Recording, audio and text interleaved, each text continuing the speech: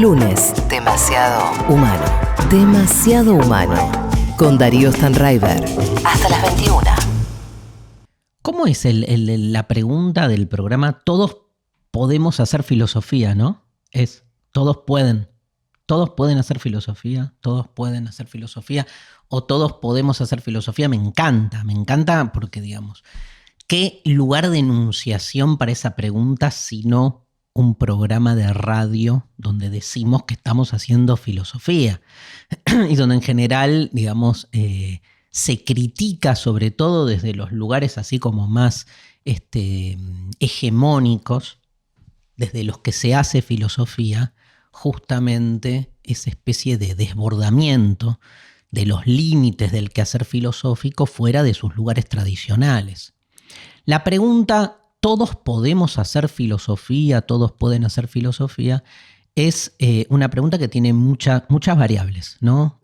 ¿A qué se refiere ese todos? Por ejemplo, acá Sophie Cornell y Mariana Collante diseñaron una escenografía donde el todos tiene que ver con los lugares, ¿no? Digo, todos podemos hacer filosofía. En la escuela se puede hacer filosofía, en los deportes, en la comida, en el arte, digamos. ¿Cuál es el límite? Gran disco de Almendra, ¿no? El primer disco de Almendra donde está Plegaria para un niño dormido. Qué loco que no dije muchacha, ¿no? Que es el tema, pero digamos, Spinetta es un filósofo. Pero no hay una materia en la carrera de filosofía que diga la obra de Spinetta. Y es muy difícil que alguien pueda hacer una tesis de licenciatura sobre la obra de Spinetta si no está articulada con Aristóteles o Derrida. Digo, ¿cuáles son los límites canónicos que establecen quién hace filosofía y quién no? Por eso digo, la pregunta por el todos es una pregunta amplia. ¿En la escuela se hace filosofía? Me mata el cuaderno verde, Mariana, que es como... El cuaderno verde en mi época era el cuaderno de comunicaciones. Hoy mi hijo es rojo. El de comunicaciones fue cambiando, pero en mi época era el verde. Y es como también en ese todos hay una discusión, digamos, que nada, desde ancestral, digamos, que tiene que ver con establecer como ciertos gradaciones acerca de, digamos, la sustancia filosófica en un investigador, en un pensador, en un docente, en un divulgador, en una charla de amigos. ¿Qué es este gradualismo y por qué voy a la escuela? Porque en general el docente de filosofía, yo vengo de ahí, vengo de la docencia filosófica secundaria, doy clase en la facultad, di muchos años también en distintas instituciones universitarias, pero el eje de mi trayectoria es en la enseñanza media. Y siempre ha habido una especie como de controversia de que en realidad un docente de filosofía no hace filosofía.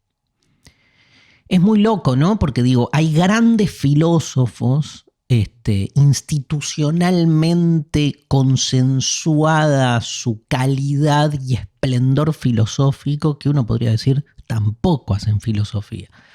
¿De qué se trata hacer filosofía? O sea, la pregunta ¿todos podemos hacer filosofía? Está directamente ligada, nos guste o no, con una definición de lo que es hacer filosofía. Esto es fundamental porque obviamente, digamos, ese todos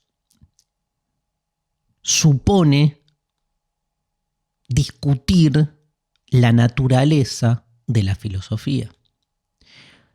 Podemos reconvertir la pregunta como ¿todos podemos hacer filosofía? En una pregunta que es ¿son válidas todas las formas de hacer filosofía? ¿No? Porque ese todos tiene que ver con eso. Digo, aceptar que Spinetta es un filósofo es, digamos, poner en cuestión las definiciones normativas, prescriptivas de lo que es filosofía. Toda definición es una prescripción. ¿Qué quiero decir con esto? que en la definición de la filosofía hay una normativa. ¿Qué es una normativa? Hay una coacción a delimitar la naturaleza de la filosofía en una única versión. Hay un deber ser que coloca una frontera y delinea lo que es filosofía y lo que no. Esa delimitación que se presenta como informativa es prescriptiva. O sea, a vos te la hacen pasar como si fuese una información, pero en realidad se está estableciendo normativamente una forma de ser por sobre otras. Con las disciplinas pasa un poco eso, ¿no? Es ese juego medio pedorro, pero que se entiende de la palabra disciplina en su dualidad, ¿no? Las disciplinas son disciplinantes, son disciplinadoras, porque lo que hacen es disciplinar. Esa esfera del saber termina, digamos, delineando modos supuestamente correctos. Y esto es muy usual a la hora de definir entonces quiénes son los que pueden o no hacer filosofía. Yo cuando empecé a estudiar filosofía, siempre cuento, ¿no? Esta anécdota, digo, porque me ocurrió, que más que una anécdota es parte de un libro, ¿no? Que es que tuve mi primera materia en la facultad, la cursé con Adolfo Carpio, ¿sí? Profesor de Fundamentos de la Filosofía, así se llamaba la materia que yo cursaba, y el libro que leíamos era su libro Principios de Filosofía, que alguno lo debe conocer. Es un libro ya viejo, pero es un libro, digamos, que se sigue trabajando en clase. A mí me parece un gran libro, muy pedagógico, muy como disparador de posibilidades de acción en el aula. Yo me peleo más con esos libros, más, perdón que voy a usar mal un término, pero más modernos, que ya te traen como masticado el hecho o la posibilidad de hacer filosofía de un modo más lúdico. O sea, a mí me cabe más la contraria, que es partir de libros más duros y que esa acción como más, digamos, lúdica la realice el docente, ¿no?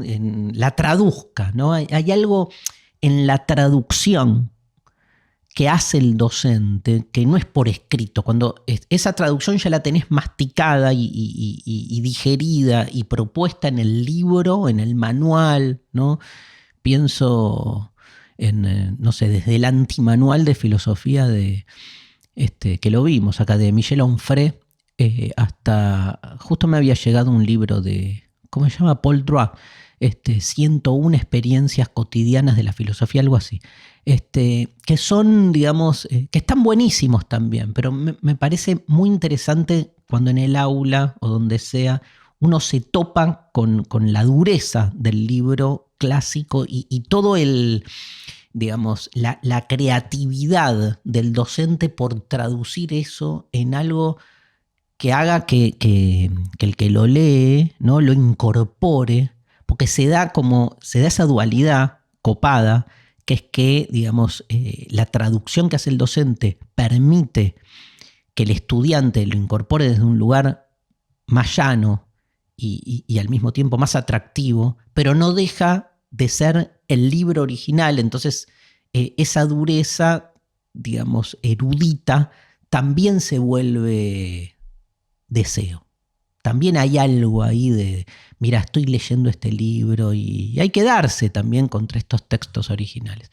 Bueno, en ese momento, este libro, Principios de Filosofía, y cursando con Carpio, que fue toda una experiencia, les digo, toda una experiencia, porque Carpio, lo sabemos, no solo, digamos, fue un profesor que no pensaba que todos podían hacer filosofía, incluso hasta creía, digamos, como que había una disposición especial en aquellos que entrenaban su mente para esto. Se conoce muchas anécdotas como docente de Carpio de ser muy, muy atroz y cruel con quienes contestaban mal las preguntas, también con las mujeres, ¿no? Porque hay todo una tradición patriarcal, pero histórica, pero hasta ayer, hasta hoy, donde se supone que la mujer, digamos, a diferencia del varón, en lo que es el desarrollo filosófico tiene un límite increíble, que todavía incluso se siga sosteniendo esa diferencia asimétrica para la filosofía y para muchas otras disciplinas. Digo, pasa lo mismo, no sé, con el fútbol, pero buscando, ¿no?, elementos ahí en la diferencia sexual para justificar, digamos, capacidades, ¿no?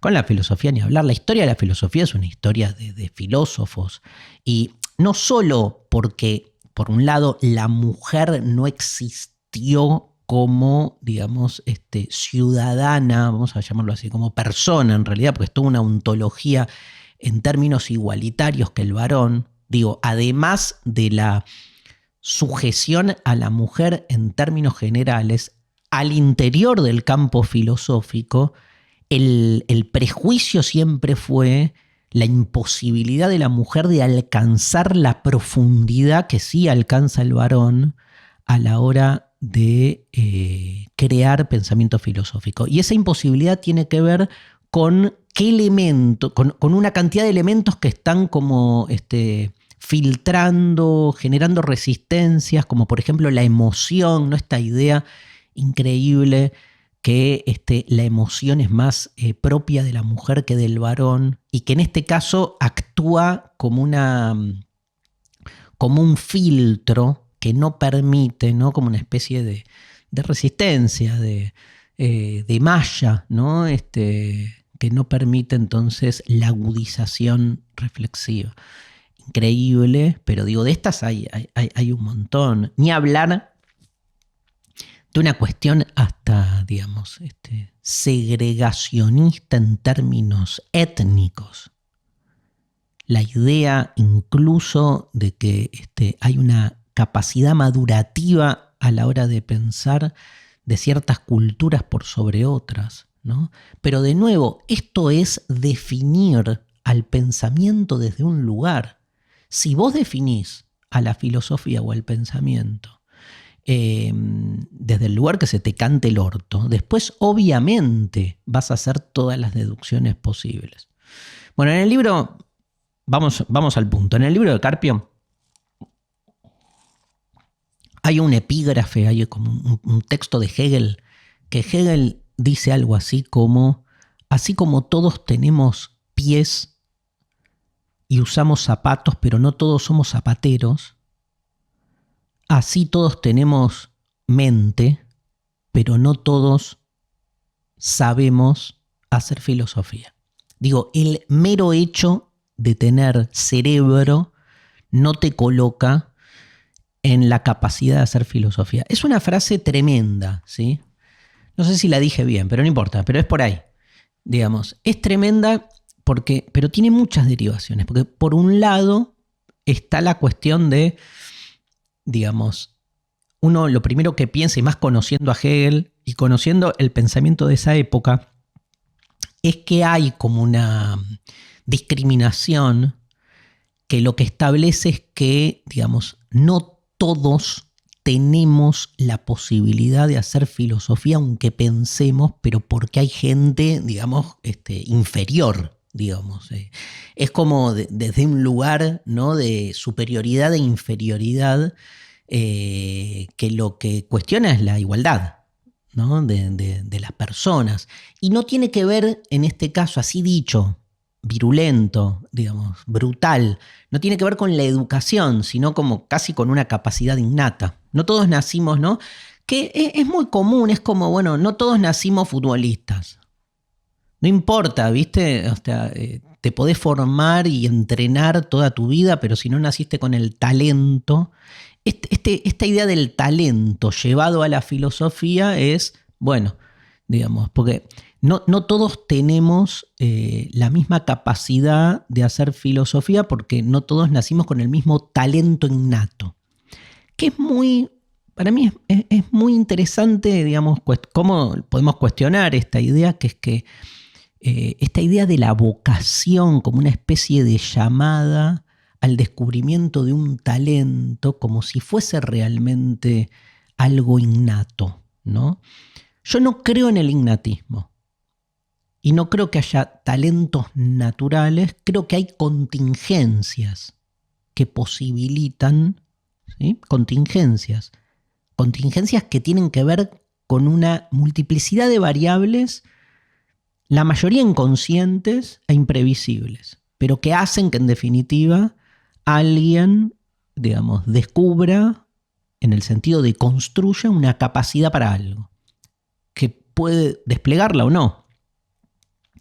A mí me encanta hacer filosofía y entiendo que hago filosofía, aunque muchos digan que no, piensen que no, pero no es que nací con una capacidad innata para hacer filosofía, evidentemente, y cuanto más hago una genealogía de mi familiar, de mi vida y el situacionismo en el que nací y todo lo que ha convergido alrededor de mis primeros años de vida, de educación o lo que fuera, y entendés que ahí hay algo, ¿sí? Que no es genético, básicamente. Y que no significa, digamos, que el no ser genético no te lleva al otro costado, que es que todo es construccionismo. Porque, digamos, yo podría tener una familia que de que nací me metieran la pelotita en la pata y no hayan hecho otra cosa que intentar construirme o producirme como futbolista y voy a ser malísimo igual. Pero no porque nací innatamente con el pie dado vuelta, sino porque alguna de esas variables contingentes en juego pudo haber sido más fuerte. Por ejemplo, mi rebelión frente a toda una familia que no hace otra cosa que hacerme pegarle pataditas a la pelotita. Digo, no es mecanicista, por suerte, el ser humano. Digo, ahí hay algo todavía de eso que Epicuro llamaba el clinamen, ¿no? El desvío. Hay algo donde por suerte hay una zona de libertad, y la libertad tiene que ver con lo imprevisible, no con lo que uno decide hacer con uno.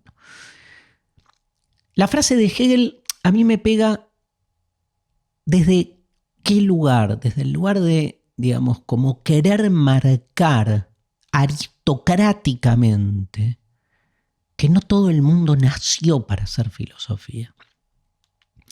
Y entonces hay un elitismo muy propio de una filosofía que siempre se la dio de tipo, bueno, los que hacemos filosofía somos más profundos, más inteligentes, ¿no? Como que tenemos una especie de acceso a la realidad mucho más elaborado, que así le fue a la filosofía. Digo, nadie estudia filosofía, es una voz que nadie la escucha, a todo el mundo le parece la filosofía una pérdida de tiempo, una pelotudez, y tiene que ver también con ese lugar soberbio. Casi estás pagando la soberbia histórica de haber sido eso que Kant llamaba el tribunal de la razón. O sea, la filosofía iba y decía, esto sí, esto es ciencia, esto no. O sea, siempre puesta en una epistemología supremática. Volvió el autoaplauso con este título de mi próximo disco, Epistemología Supremática. Punk. Claramente un disco así de ruptura. Pero esa idea, ¿no?, de ser un poco el tribunal en el sentido de ser juez, la filosofía, que está como todo el tiempo dando razones o justificando si un saber tiene validez o no, la colocó en un pedestal y además se llevó el odio de todos, ¿no? Entonces, también eso tiene que ver con la historia. O sea, ¿por qué hoy la filosofía, digamos, le sacan horas en España, le sacan horas en Chile a la educación filosófica? ¿O por qué la voz de la filosofía siempre es vista como una voz, no solo una pérdida de tiempo, sino sin sentido, un cuelgue, ¿no? Algo que no va al punto, no ayuda, no sirve? A mí todavía me preguntan, pero muy poco en una entrevista, me volvieron a preguntar cuál es la importancia de la voz del filósofo en el mundo de hoy, pero como diciéndome, tarado, digamos, es tan obvio que hablan de cualquier cosa. Bueno, digamos, obviamente yo le dije ninguna, ¿no? Lo que no entiendo es para qué me llamás, digamos, ya que ¿para qué me llamás por teléfono para hacerme una entrevista para preguntarme cuál es la importancia de la voz del filósofo? Igual no le dije, ¿no? Me lo reprimí, fui bueno. Pero me parece, digamos, que ahí hay la posibilidad, obviamente, de correrse de ese lugar. Y para correrse de ese lugar más elitista, me parece fundamental, digamos, como sostener la posibilidad de que todos puedan hacer filosofía. Cuando hacemos filosofía. Porque ahí está el otro punto. Todos podemos hacer filosofía, pero también todos podemos hacer cuentas. Y también todos podemos hacer deducciones lógicas. También es importante entender que no cualquier cosa es filosofía. Que si yo digo, la comida está caliente, no estoy haciendo filosofía, estoy diciendo la comida está caliente. La pregunta es, ¿cuándo hago filosofía? Cuando digo la comida está caliente, que es simplemente la descripción de un fenómeno. ¿Cuándo hago filosofía?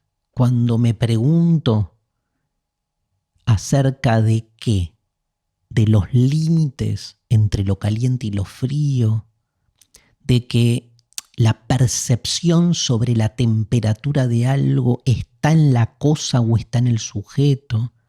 Digo, ahí hay toda un debate acerca del lenguaje filosófico puesto en juego en cada situación. Y ahí la discusión es más polémica. Porque ahí los que hacemos divulgación, obviamente partimos de la idea, por lo menos yo, digamos, en mi manera de hacer divulgación, parto de la idea, creo que muchos divulgadores también, de que cualquiera puede hacer filosofía si, digamos, los dotamos de herramientas, les presentamos herramientas para ejercer esa forma de pensamiento, que es hacer filosofía a partir de la elaboración de ciertas preguntas y de ciertas lecturas que no se queden en la abstracción aislada de la lectura en sí, sino que se lo pueda aplicar, por lo menos para un gran público, a lo que a uno le pueda interesar. El que estudia filosofía en una carrera estudia filosofía, pero déjenme que diga, podés estudiar una carrera de filosofía y no hacer nunca filosofía. También, sino repetir autores y repetir los dilemas que los autores se plantean entre sí, cosa muy interesante, pero que quedó ahí. Se vuelve un problema en sí mismo. El primer problema de la filosofía es ¿qué es la filosofía? ¿No? Muy, muy autorreferencial, ¿no? Pero es el primer problema, que es delimitar justamente los fines, las fronteras que hacen que algo, una manera de pensar, se llame a sí misma filosofía. Demasiado humano. Naufragar en el sinsentido. Bueno, acá estamos de nuevo. Yo creo realmente que, digamos, no solo todos pueden hacer filosofía, sino que en la medida en que se encuentran todos con la posibilidad de hacerla, después uno elige si le da fondo o no, pero hay un primer encuentro con la filosofía que resulta, diría Nietzsche, asombroso y horroroso. Movilizante. No puede no ser movilizante el encuentro con la filosofía. Después uno decide, bueno, prefiero no. Y vale también, vale. Vale porque no necesariamente el hacer filosofía, digamos, puede generar en uno, genera muchas cosas positivas, por lo menos para mí, pero también cosas negativas. O sea, yo si hiciera menos filosofía de la que hago diariamente, probablemente fuese una persona un poco más feliz, no me cabe ninguna duda. Por ahí sería una persona menos libre, puede ser también. pero son decisiones que por lo menos yo no juzgo, digamos. Lo que me parece fundamental es, digamos, o lo que me importa es que llegue ese primer encuentro, ¿no? Que no esté como inhibido, que no esté vedado el acceso a la filosofía o a diferentes presentaciones o formas de la filosofía que después cada uno después puede obviamente desarrollar más. A mí es mucho la cantidad de gente que se enganchó a la filosofía después de alguna de mis propuestas, tanto literarias como televisivas o lo que fuera. Y digo, la mayoría de las personas lo que me agradecen es el después haber ingresado a la lectura filosófica. O sea, nadie se queda con lo primero que encuentra y ya, digamos, sino que es como una puerta hacia otro lugar después, ¿no? Ahora, me parece que pensar que hacer filosofía únicamente está restringido al interior de lo que la institución filosófica de turno establece como parámetros formales de lo que es un título universitario o una carrera de investigación y que toda la filosofía se reduce a eso, me parece realmente cualquiera.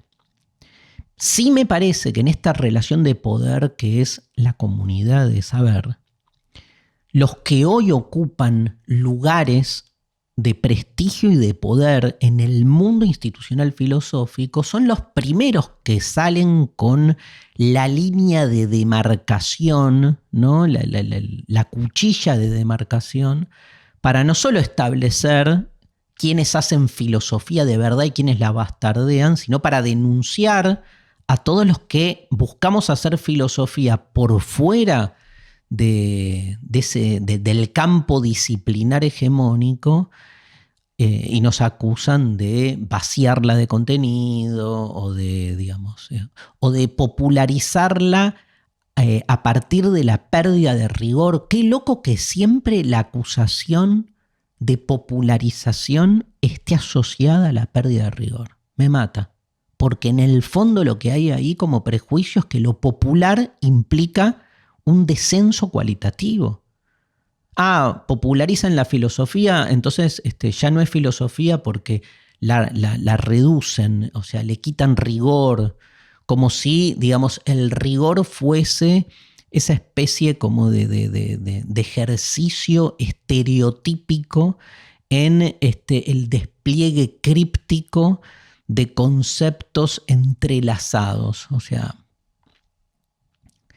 me parece que asociar lo popular a lo devaluado supone como mínimo la necesidad de que repiense el que se coloca en ese lugar qué concepto de lo popular construye, ¿no?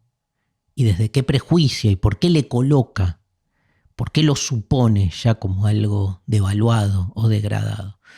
Yo creo, digamos, al revés, que, digamos, aquel, digamos, que no está participando de la filosofía o del mundo filosófico y que se encuentra a partir de estímulos diversos con la posibilidad de insertarse en el mundo filosófico y empieza a desplegar preguntas que no tenía, digamos, encima, que no las tenía en su cotidiano, y se le empieza como a derribar, ¿no? Una idea narcotizante de la realidad como calmachicha, ¿no? Como una especie de falsa serenidad donde todo, digamos, funciona debidamente pero no pasa nada. Me parece que ese descubrimiento es de una espontaneidad y de un estremecimiento al inicio fascinante. Y que eso es lo que busca la filosofía desde siempre. Y después me parece fundamental leer, digamos, pensar distintos fenómenos, discutir, pelearse con los textos, pelearse con ideas, digamos, ir buscando uno a partir de sus propias asociaciones, digamos, lo que piensa sobre distintas cosas, digamos, los caminos para hacer filosofía son varios. Y se puede hacer filosofía en el aula, y se puede hacer filosofía en cualquier lado. Todos podemos hacer filosofía. Otra cosa es recibirte de licenciado en filosofía. Tenés que hacer una carrera, tenés 35 materias. Pero lo que no se dice nunca es que podés recibirte de licenciado en filosofía y no hacer filosofía. Eso se soslaya. Porque se supone que estando en ese lugar, ¿no? al interior del dispositivo, el dispositivo ya te produce como tal. Bueno, escuchemos a colegas a ver qué tienen para decir sobre esto, que me parece, digamos, que es una manera justamente de ampliar el debate y escuchar posturas diversas. Lo convocamos a Diego Singer y a Diana Sperling. Mira, Mariana, somos Diego Singer, DS, Diana Sperling, DS, y yo, DS. Increíble. Los tres DS, no sé, esta especie tengo que verlo con mi analista, que ya no tengo, porque dejé de hacer terapia hace unos meses, así estoy. Pero nada, DS. Diego Singer, que es profesor de filosofía por la UBA, y es autor del libro Políticas del Discurso, Intervenciones Filosóficas en la Escuela, y lo que viene haciendo hace muchísimos años es un ciclo que se llama Filosofía a la Gorra, que lo hace en todo el país, donde va justamente haciendo un poco lo que estamos diciendo acá, una de las tantas formas, de las tantas propuestas de sacar a la filosofía de la academia. Las en bares, en centros culturales, y trata autores diversos, desde Judith Butler hasta Spinoza, pero digamos con todo un esquema que tiene que ver justamente con esta idea de que cualquiera puede hacer filosofía si hace filosofía. Así que, a ver, le preguntamos a Diego, ¿todos pueden hacer filosofía? Bueno, todos pueden hacer filosofía, sí. La cuestión es que no todos la hacen. Y que de hecho diría que es marginal el hecho de que nos dediquemos a hacer filosofía o intentar hacer filosofía. Entonces, por supuesto que la capacidad como tal, en tanto participamos de un ámbito de la razón, tenemos cierta sensibilidad, estamos abiertos a problemas fundamentales que nos atraviesan, digamos, esas condiciones generales, básicas, hacen que cualquiera pueda filosofar. Pero, insisto, es raro, es extraño, es marginal, y tendríamos que preguntarnos por qué. Digamos, yo también podría hacer carpintería, pero no lo hago. Compro, por diversos motivos, compro las sillas hechas, digamos, ¿no? Y mi escritorio. Hay un compromiso y una sensibilidad determinada con el quehacer de la carpintería o de la filosofía, que en ese sentido no tiene por qué ser para todos, me parece. Y eso no indica un déficit en cada cual. Hay determinada inclinación que hace que nos encontremos más a gusto, de alguna manera, aún en la incomodidad y en la complejidad que implica en el quehacer filosófico, y que se torne para muchos de nosotros prácticamente una necesidad, algo que no podemos abandonar, una suerte de droga, digamos. Y no sé si ni siquiera de la que estar orgulloso, digamos, ¿no? O sea, se torna en algún punto inevitable. Y hay que preguntarse para cada quien qué es lo que se torna para uno inevitable, me parece, ¿no?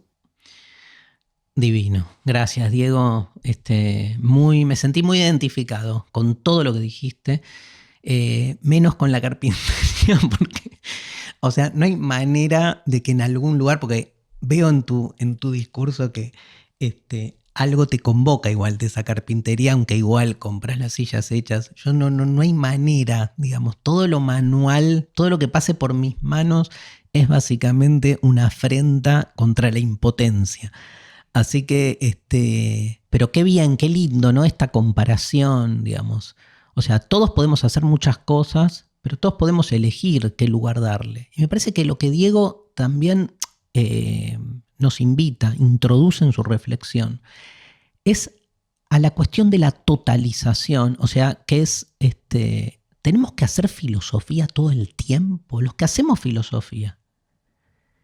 O sea, ¿se ha totalizado la práctica filosófica en nuestra vida que estamos, no sé, meando y estamos haciendo filosofía? ¿Estamos viendo un partido de fútbol y estamos haciendo filosofía? Y en ese sentido digo, hay como un imaginario que uno es lo que es todo el tiempo y que uno es una única cosa. Entonces, bueno, creo que Diego hace Kung Fu o algún arte marcial, lo he visto en Instagram, que puede tener alguna afinidad con cierto clima filosófico, pero cuando está haciendo Kung Fu no está haciendo filosofía. Y tampoco está haciendo Kung Fu todo el tiempo, Diego. Digo, me parece fundamental en esta fragmentación de lo que somos también bajar un poco el peso a que hay determinada identidad que se juega totalizante en todo lo que hacemos. O sea, todos podemos hacer filosofía, sí, pero no hacemos filosofía todo el tiempo. Y lo que Diego después agrega, sobre todo al inicio, es que, bueno, digamos, también hacemos filosofía cuando decidimos hacerla. Hacer filosofía es colocarte en un lugar que es el lugar de la pregunta filosófica. Nuestro pensamiento cotidiano no está por default en en el dispositivo filosófico. El pensamiento del sentido común es un pensamiento al revés, que digamos que no se demora en la filosofía, que no se hace preguntas como para interrumpir la funcionalidad de lo que hacemos. El pensamiento del sentido común es funcionalista, mecanicista, utilitario. La filosofía es todo lo contrario. Si hiciéramos filosofía por default significa si nuestra mente primero se aferraría a la filosofía, nada de este mundo funcionaría como tal. Por ahí estaría mucho mejor, no sé. Pero fíjense que el pensamiento filosófico es un pensamiento de la interrupción, en su puesta en crisis de todo lo que hacemos. Entonces, también es importante eso de entender cuándo me coloco en el lugar de hacer filosofía. Y que tiene que ver con lo que decíamos antes. Me puedo colocar, ser alguien que me dedico a otra cosa, descubro que hay algo que se llama la filosofía a partir de ciertos estímulos. Me leo un librito de filosofía o me engancho por ahí con un video, ¿no? Y decido darles espacio, que por ahí es un montón, porque después eso tiñe muchas de las otras cosas que hacemos. Todos pueden hacer filosofía y se hace filosofía en todos lados, nos decían Mariana y Sofía con esta escenografía. Y debo incorporar otro debate, que es el de la filosofía en las redes, que es hoy, ¿no?, el tema, hasta qué punto el formato virtual permite o no permite la práctica filosófica y qué tipo de filosofía. Hay un montón de propuestas en las redes que son para hacer filosofía, digamos, de un modo, bueno, en un formato audiovisual, pero con propuestas que de algún modo resaltan los tiempos y la estética propia de las redes. Porque una cosa es, yo tengo charlas en YouTube de 2 horas y media sentado en un escritorio mirando para adelante. Que eso se consuma y se ven mucho esas charlas, eso no es filosofía en las redes. Eso se subió a una charla de filosofía, pero la charla está pensada como charla en un ámbito, en un aula o en un teatro, con los tiempos, digamos, del vivo. Otra cosa es la filosofía pensada, ¿no?, en ese formato de, no sé, hagamos filosofía en 3 minutos y donde en esos 3 minutos se buscan golpes de efecto en relación a ese tiempo. ¿Son válidas? O sea, imagínense, me conocen, jamás invalidaría nada desde un lugar prejuicioso. Todo lo contrario, son válidas o no, depende lo que generen, lo que veamos. Se puede hacer filosofía maravillosamente increíble en 3 minutos o en 3 horas y se puede hacer mierda en 3 horas o en 3 minutos. Me parece que está bueno ahí, digamos, visualizar sí lo que el formato provoca, pero también, digamos, no ser prejuicioso justamente con formas que no son las clásicas, porque venimos defendiendo eso, la posibilidad de sacar a la filosofía de sus lugares instituidos. Bueno, le pedimos a Diana Sperling que también nos dé una mano para pensar esto. Diana es filósofa, escritora y docente, doctora en filosofía por la Universidad de Córdoba. Trabaja la articulación entre filosofía y judaísmo. Sus últimos libros son La diferencia y Filosofía para armar, librazos. Ambos, un placer volver a ver a Diana después de muchos años. Y su trabajo como docente y en este cruce, fíjense que son todos cruces, en este caso el cruce de la filosofía con una tradición como la judía, digamos, que permite que la filosofía crezca, ¿no? Yo le he escuchado a Diana hacer interpretaciones filosóficas sobre relatos bíblicos que me partieron la cabeza y me permitieron leer a la Biblia desde otro lugar. Miren. Bueno, la escuchamos, Diana Sperling. Cantamos en la ducha, pero eso no nos convierte en músicos. Escribimos cartas, escribimos incluso alguna página contando cosas que nos pasan, pero eso no nos vuelve escritores. Hablamos de contagios, de virus, de inmunidad, pero eso no significa que seamos médicos. También conversamos sobre el inconsciente, los complejos, el Edipo, actos fallidos, pero eso nos vuelve psicoanalistas. En realidad, todos compartimos algunos gestos y algunas actividades o algunas modalidades, pero un oficio es otra cosa, una profesión es otra cosa. Primero que todos es una palabra dudosa. En general podríamos decir muchos, algunos de nosotros, unos cuantos, varios, pero todos engloba por demás, no creo en ningún todos. Y segundo, me parece que cada oficio, cada arte de hacer, la medicina, la literatura, el psicoanálisis y por supuesto la filosofía, que de eso estamos hablando, son oficios, artes de hacer, que requieren una rigurosidad, una dedicación, una pasión, convertir eso en el centro de nuestras vidas, incluso en nuestro medio de vida. De manera que pensar que todos podemos o todos hacemos alguna de esas cuestiones, de esos oficios o de esas actividades, es quizás un poco demasiado pretencioso y a lo mejor es banalizar y es divulgar en el mal sentido, en el sentido de vulgarizar. Creo que la filosofía, que es sí la pasión y el centro de mi vida, es una dedicación exclusiva que requiere mucha pasión, mucha dedicación, mucha trayectoria, mucho estudio, mucho estudio, mucha discusión, mucho esfuerzo, mucho trabajo y también da, por supuesto, muchas alegrías y satisfacciones. Pero todos, no. Todos podemos acercarnos un poquito a algunas de estas cuestiones, pero de ahí a que seamos todos médicos, todos psicoanalistas, todos escritores o todos filósofos, hay una distancia enorme, un abismo. Gracias, Diana. Siempre muy interesante escucharla, Diana. Espero que se hayan abierto, ¿sí?, distintas dilemas internos, cómo cada uno se coloca, ¿no?, digamos, frente a la problemática que aquí planteamos, ¿no? Me parece que el modo en que uno hace filosofía también tiene que ver con eso, con cómo se piensa uno a sí mismo, el lugar donde uno se coloca a sí mismo, ¿sí? Y eso también, digamos, tiñe después, obviamente, el modo en que uno practica ese oficio, como decía Diana, que uno elige o que es elegido por el oficio, vaya a saber.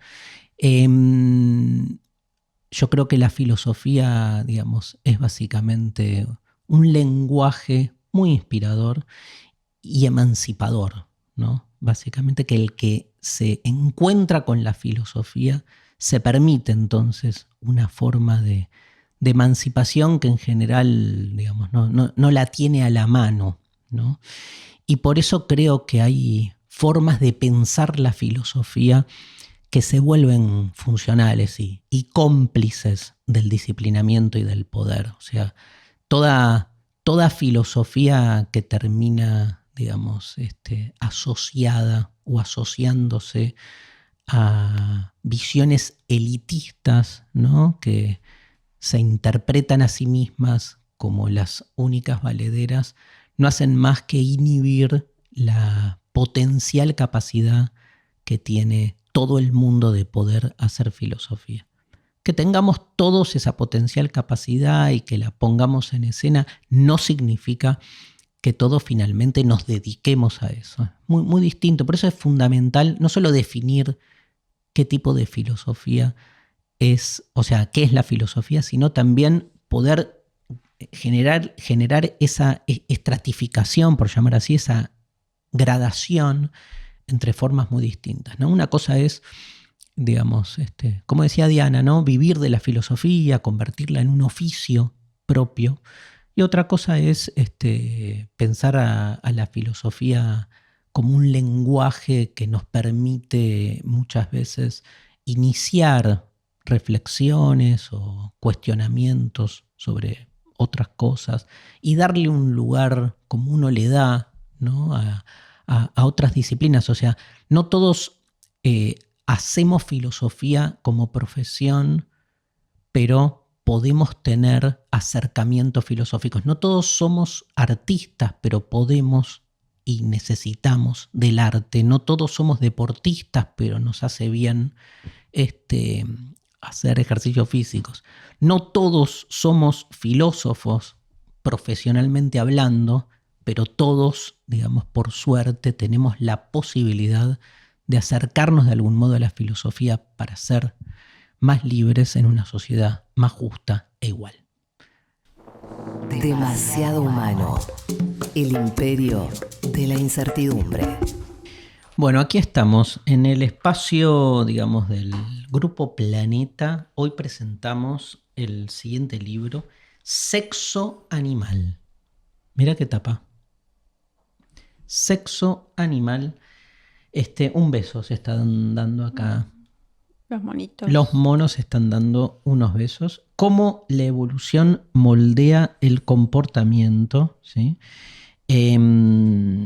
Estaba viendo ahí el índice, ¿no? Es un libro fascinante, digamos, sobre lo que es justamente, hablando de si la filosofía es para todos. Acá tenemos divulgación científica y la posibilidad de acercarnos a comprender uno de los tópicos fundamentales de la biología, que tiene que ver con la relación de los afectos, lo humano, lo animal. El libro fue escrito por Nicolás Olsheviki y Matías Pandolfi, ¿sí? Matías Pandolfi fue doctor en ciencias biológicas, referente a la biología en CONICET, profesor de histología en la UBA, falleció el año pasado y sus colegas lo recuerdan por su gran tarea de docencia y divulgación y por su calidad humana y compromiso social. Matías Pandolfi, uno de los autores, y Nicolás, que es doctor en letras y comunicador de la ciencia, becario doctoral y postdoctoral del CONICET, director de comunicación en la Comisión de Investigación Científicas y actualmente es asesor en el Ministerio de Salud. Investiga temas de historia y filosofía de la biología y su relación con la comunicación de la ciencia. Y lo hemos visto haciendo también programas de divulgación, creo que en Filos News. Sí. Re interesante. Yo he visto ahí unos videos muy buenos de Nicolás. ¿Es la monogamia una conducta habitual en la naturaleza? ¿Existe el sexo por placer en animales no humanos? ¿Hay otras especies, además de la nuestra, que tengan algo parecido a la moral? ¿Se le puede enseñar a hablar a un chimpancé? A partir de una relectura inteligente y moderna de la teoría de la evolución de Darwin, una de las más divulgadas y más deformadas de la historia, Nicolás Olsheviki y Matías Pandolfi revisan comportamientos curiosos, a menudo considerados exclusivos de nuestra especie, en muy diversos animales no humanos. Arañas, grillos, gorilas, elefantes marinos, todos, para mostrar que en muchos casos la distancia entre ellos y nosotros no es tan amplia como se cree. Con un tono muy entretenido y un repertorio variadísimo de anécdotas, el libro muestra de qué manera la evolución explica prácticas como el sexo oral, la masturbación, el cuidado parental, la amistad, el castigo, la cooperación o la violencia. De este modo nos ayuda a mirar con nuevos ojos tanto la complejidad del mundo natural como nuestro propio lugar en él. Sexo animal, cómo la evolución moldea el comportamiento. El nuevo libro que estamos presentando en el espacio del Grupo Planeta.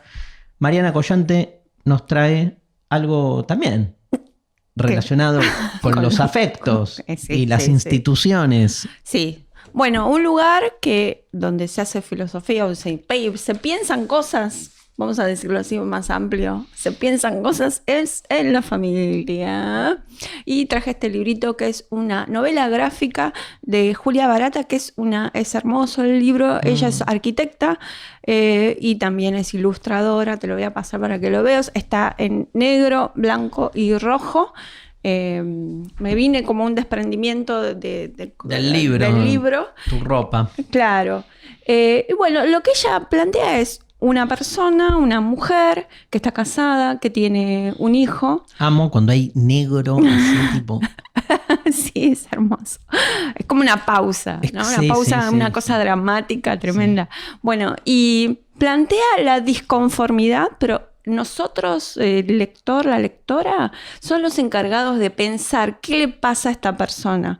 Porque a priori no es nada, digamos, apabullante, no es que está sometida, es un lugar donde cualquier otra persona podría decir, es una persona que está cómoda porque tiene una buena relación, su marido es comprensivo, ella va experimentando algunas cosas, ¿no? Otras relaciones, consumos, cosas, bueno, va experimentando y es todo como muy armónico en la familia. Sin embargo, hay una especie de angustia que la lleva justamente a ir experimentando cada vez más cosas y ver qué onda esto, qué onda aquello, ¿no? Como una especie de insatisfacción esencial. Entonces nosotros estamos ahí pensando, ¿qué mierda le pasa? Pero es muy interesante porque hay una contradicción permanente en esto, ¿no? Entre una familia que estaría a priori bien, ¿no? Bien, es cómoda y sin demasiados conflictos, y a la vez un conflicto interno del personaje tremendo. Así que